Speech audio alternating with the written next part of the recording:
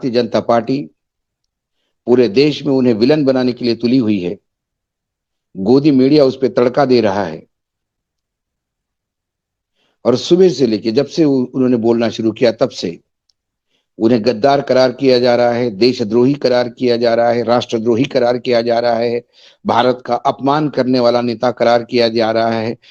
कि 80 के दशक में जो आज मुसलमानों के साथ हो रहा है वो दलितों के साथ हो रहा था। ये हवा से ऑक्सीजन निकालने की बात करते हैं। जनता का प्रदर्शन वो बार बार हर बार करते आए हैं और पूरा विश्व इसको देख के हंसता भी है। भारत में खिलाड़ियों का, महिला खिलाड़ियों का शारीरिक शोषण भी अनिवार्य है। वहां का व्यापार का घाटा 200 अरब डॉलर से ज्यादा हो गया है। जिस देश में 700 किसान मरते हो और प्रधानमंत्री कहते मेरे लिए मरे क्या, तब विश्व के किसान देखते नहीं होंगे कि भारत के प्रधानमंत्री किसानों के प्रति क्या सम्मान रखते हो, तब भारत की छवि खराब नहीं होती।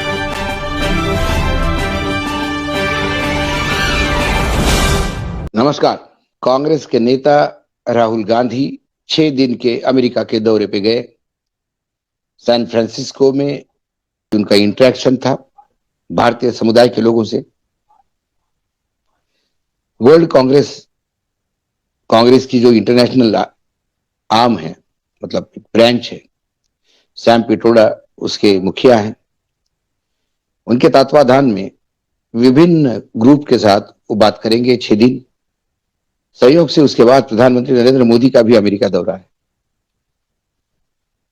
राहुल गांधी आज लोगों से इंटरेक्ट कर रहे थे, सवालों के जवाब दे रहे थे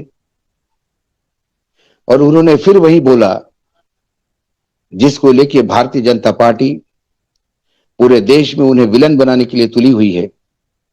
गोदी मीडिया उस पर तड़का दे रहा है और सुबह से लेके जब से उन्होंने बोलना शुरू किया तब से उन्हें गद्दार करार किया जा रहा है, देशद्रोही करार किया जा रहा है, राष्ट्रद्रोही करार किया जा रहा है, भारत का अपमान करने वाला नेता करार किया जा रहा है।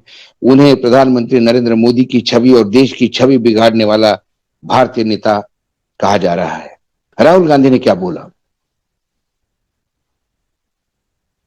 राहुल गांधी ने कहा कि हमारे देश में कुछ लोग हैं मुट्ठी भर, उन्हें लगता है कि उन्हें सब कुछ आता है। उन्होंने व्यंग्यात्मक कहा कि हमारे प्रधानमंत्री यदि भगवान के सामने बैठे तो उन्हें कन्विंस करने का प्रयास करेंगे कि यूनिवर्स क्या है और भगवान खुद कंफ्यूज हो जाएंगे कि उन्होंने बनाया हुआ यूनिवर्स ही उनको समझा रहे हैं। उन्होंने कहा कि हमारे प्रधानमंत्री अर्थशास्त्री हैं, हमारे प्रधानमंत्री साइंटिस्ट है, हमारे प्रधानमंत्री रक्षा विशेषज्ञ हैं, हमारे प्रधानमंत्री सभी विषयों में पारंगत है, ऐसा उन्हें लगता है। और उसके ऊपर जब उन्होंने कहा कि देश में, पूरे देश में मैं चला, नफरत की समाज में मैं मोहब्बत की दुकान खोल रहा हूं, वही कर्नाटक की बात। तब उन्होंने कहा एक प्रश्न के उत्तर में देते हुए कि जब एक मुस्लिम एनआरआई ने पूछा कि देश में मुसलमान असुरक्षित महसूस करते हैं, उन्होंने कहा कि कुछ लोग ऐसा प्रोपोगेट कर रहे हैं मुसलमानों को लेके। लेकिन मैं जम्मू कश्मीर से लेके श्रीनगर तक चला, मुझे मोहब्बत बांटने वाले लोग मिले। हिंदुस्तान मोहब्बत बांटने वाला देश है, नफरत करने वाला नहीं। इसलिए कुछ लोग ये एजेंडा चला रहे हैं और सिस्टम उनके पास है, मीडिया उनके पास है, पैसे का पावर कुछ उद्योगपति उनके हाथ में है। इस सब के चलते वो एक नफरत की आंधी लाने का प्रयास कर रहे हैं और मैं उनके साथ सामने मोहब्बत की दुकान लेके घूम रहा हूं। उन्होंने इस बात को बेबाक रूप से एग्री किया कि 80 के दशक में जो आज मुसलमानों के साथ हो रहा है वो दलितों के साथ हो रहा था। यानी उनकी खुद की सरकार, कांग्रेस पार्टी की सरकार 80 के दशक में थी। उन्होंने एग्री किया कि दलितों के साथ बहुत उत्पीड़न होता था। तब उन्हें कहा ऐसे दौर आते हैं और दौर जाते हैं, लेकिन भारत की मूल प्रवृत्ति जो है वो मोहब्बत वाली है, प्यार बांटने वाली है, अकोमोडेटिव है। आज मुसलमानों के साथ हो रहा है, कल कुछ जगह सिख भाइयों के साथ हो रहा है, ईसाइयों के साथ हो रहा है, अल्पसंख्यकों के साथ हो रहा है। उसको लेके पूरी बीजेपी आक्रामक है। अब हम बीजेपी के इन आरोपों को, इनके जो सच्चाई है, जो सत्य बोलने की बात करते हैं, ये कहां डोलता है, इसको मैं आपको अभी रेखांकित करूंगा। राहुल गांधी ने क्या बोला?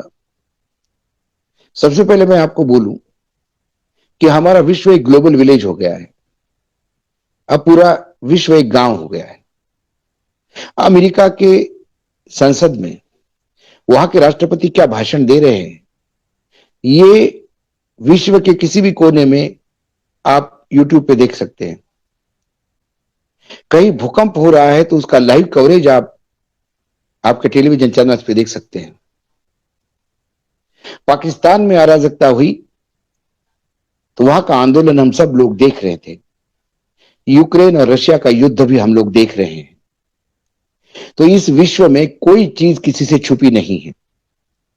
तो यह कहना बेनामी होगा कि विदेश में जाके किसी ने कुछ बोलने से ही सच्चाई सामने आती है। बाकी जैसे मानो विश्व के लोग आंख मूंद करके प्रधानमंत्री के हर दावे पे विश्वास कर रहे हैं।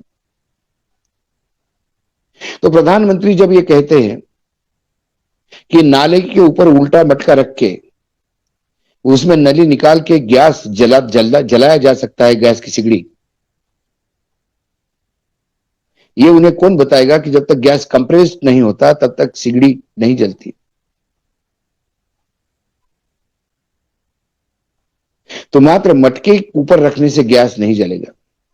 लेकिन ये वक्तव्य वो करते हैं, प्रधानमंत्री के होते हुए करते, प्रधानमंत्री के पद पे रहते हुए। वो हवा में से पानी टरबाइन से निकालने की बात करते हैं, हवा से ऑक्सीजन निकालने की बात करते हैं। वो बताते हैं कि मैंने सर्जिकल स्ट्राइक करने वाले पायलट्स को ज्ञान दिया, यदि बरसात का माहौल है, बादल छाए हुए, तो बादल के पीछे छुप के जाइए तो रडार पे नहीं आओगे। ये उस बात को भूल जाता है कि रडार पे कैमरे नहीं होते, रडार साउंड सिस्टम के साउंड वेव पे चलता है, वहां से वो पकड़ता है। स्वयं प्रधानमंत्री पद की गरिमा रखने को तैयार नहीं है। उनकी ज्योग्राफी, उनकी इतिहास, 4 सदियों के अलग अलग संत एक जगह चर्चा कर रहे थे, ये बताते हैं। महाराष्ट्र के सोलापुर का जैकेट मुझे आज भी पसंद है, बताते हैं, जबकि सोलापुर में चादरें बनती है, जैकेट बनती ही नहीं।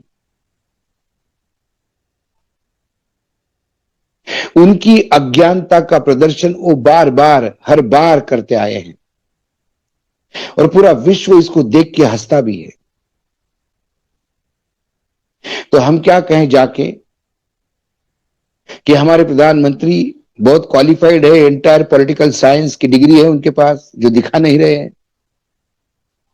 सबसे पहले हर इंसान को उस पद की गरिमा लायक व्यवहार करना होता है, फिर हम दूसरे को कहें कि आपने हमारी तरफ उंगली क्यों उठाई। ये एक पार्ट हो गया उनके सत्य असत्य का। मतलब राहुल गांधी ने जो बोला वो सत्य है। उन्होंने कहा ये डिफेंस एक्सपर्ट भी है, तो मैंने बता दिया। उन्हें कहा ये साइंटिस्ट है, बता दिया। उन्हें कहा इतिहासकार है, ये भी बता दिया मैंने, क्या उन्होंने स्टेटमेंट दिए।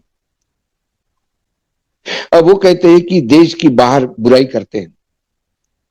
तो यही नरेंद्र मोदी जी ही ऐसे प्रधानमंत्री है देश के, जो देश के बाहर जाके पहली बार मेरे सत्ता में आने के बाद अच्छा हुआ, और इसके पहले 1947 से लेकर आज तक देश में कुछ नहीं हुआ, भ्रष्टाचार ही भ्रष्टाचार हुआ। लोग ये सोचते थे पहले कि पुनर्जन्म हो तो भारत में नहीं हो।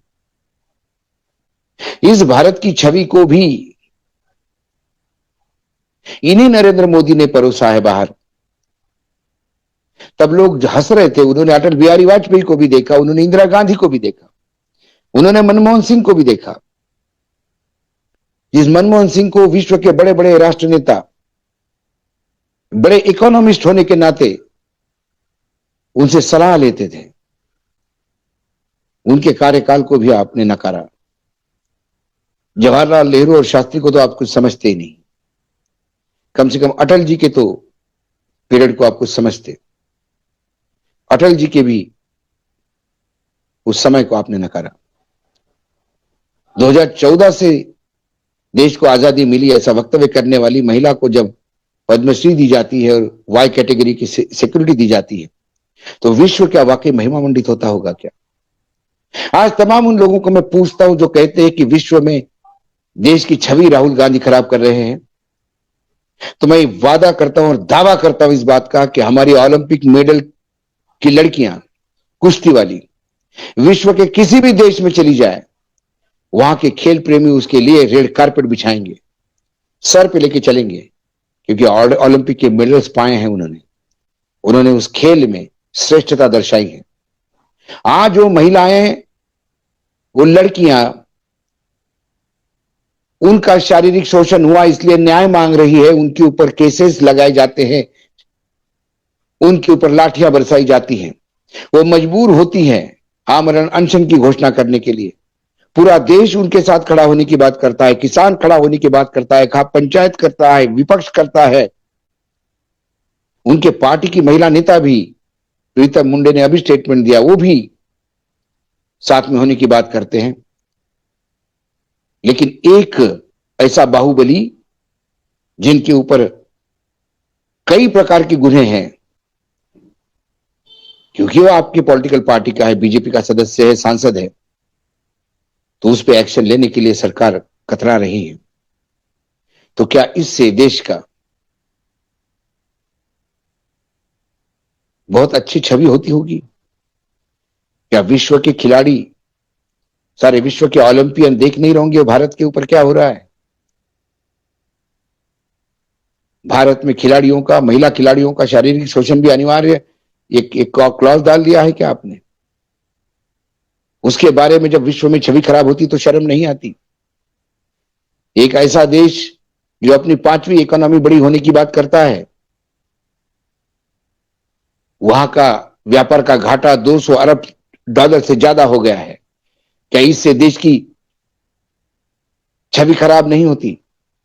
आप भारतीय जनता पार्टी की महान नेता सुषमा स्वराज के शब्दों में कहूं तो जब भी रुपए की कीमत गिरती है तो देश की साख गिरती है, देश की इज्जत गिरती है। तो क्या वर्तमान में जो नीचे स्तर पर रुपया गिरा है, तो क्या भारत की छवि उठी है ऊपर?